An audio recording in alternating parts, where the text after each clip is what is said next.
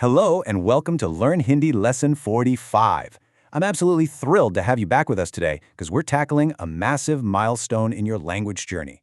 If you've ever been scratching your head wondering why a Hindi noun suddenly shapeshifts right in the middle of a sentence, well, you're in the right place. This explainer is going to clear it all up for you. We are going to unpack a crucial grammar concept known as the oblique case. Okay, let's dive into this.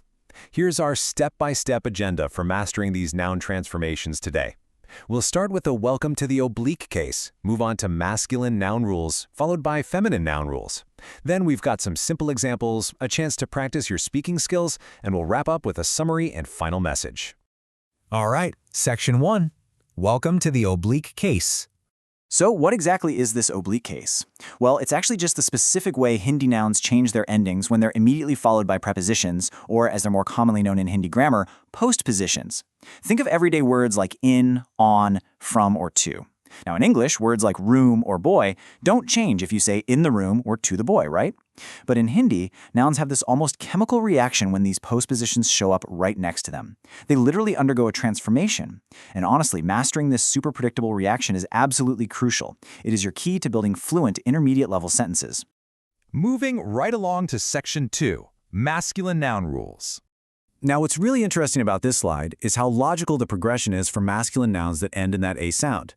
Look at the singular-based word kamra, which means room.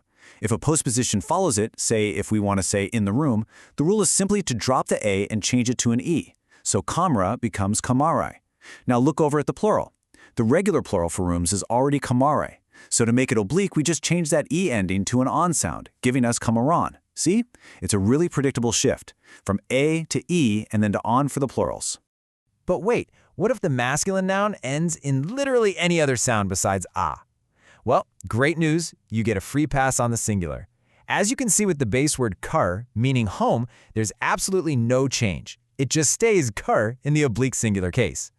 Now for plural masculine nouns ending in other sounds, we still apply our universal plural rule. We simply add that nasal on sound. So the plural gar seamlessly becomes the oblique plural gron. It's a super consistent pattern across all these masculine plurals.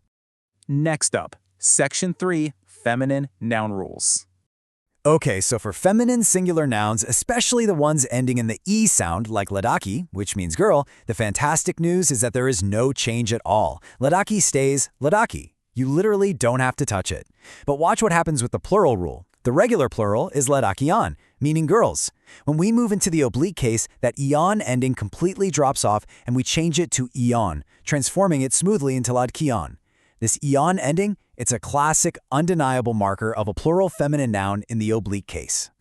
And we see a very similar level of consistency for feminine nouns with other endings. Take kitab, meaning book. Just like our other singulars, zero change. Kitab stays kitab. But for the plural, kitab bin, meaning books, we drop that in ending and simply replace it with an on sound. So kitab bin becomes the oblique kitaban. At this point, you're probably starting to spot the big takeaway here, right? Those on and eon sounds are heavily tied to plurals across both genders whenever we're in the oblique case. All right, let's ground this theory in Section 4, simple examples. And this brilliantly illustrates exactly what we've been talking about. Let's use Rahul and Anna here as our stand-ins to contextualize our upcoming noun changes. Imagine them just going about their day, interacting with objects or locations, doing things to a boy, or maybe hiding something in the sweets. This is exactly the moment when those postpositions pop up and force our nouns straight into the oblique case. Look at this direct comparison. The base word for boy is the masculine noun ladaka, ending in that distinct ah sound. Now, if Anna is talking to the boy, the postposition to forces the noun to transform. We just follow our rule, drop the ah, and it magically becomes ladake. It's kind of subtle, sure, but it's an absolutely critical shift if you want to sound natural and correct in spoken Hindi. Now, let's demonstrate that feminine plural shift. Our base plural word for sweets is mithaiyan. If Rahul is putting a secret ingredient in the sweets, well, that postposition triggers the oblique case.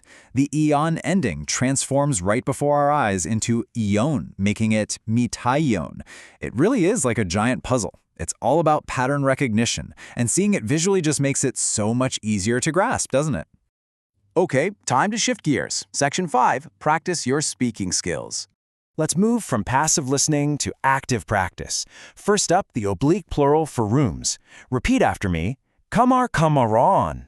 Excellent. Nailing that on nasal sound right at the end is exactly what you want to aim for. Next, let's try the oblique plural for saris, keeping our feminine ion rule in mind. Repeat after me, sa-dio. Great job. You can really feel how that word just flows smoothly off the tongue, right? All right, now it is your turn. Let's do a quick little knowledge check based on everything we've looked at today. What is the oblique plural form of the masculine noun beta, which means sun? Think about the ah ending. Think about how it moves to the plural, and go ahead and make your guess out loud right now. And the answer is baton.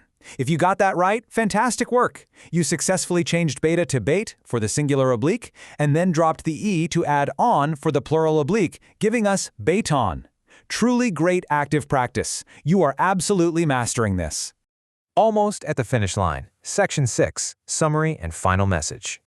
So, the crucial point is perfectly captured right here in these 3 bullets. If a masculine singular noun ends in a, it changes to e. Simple. For almost all other singular nouns, whether they're masculine or feminine, they generally stay exactly the same. No stress there. And when it comes to plurals in the oblique case, they predominantly end in an un or eon sound. It really is a beautifully structured system once you crack the code.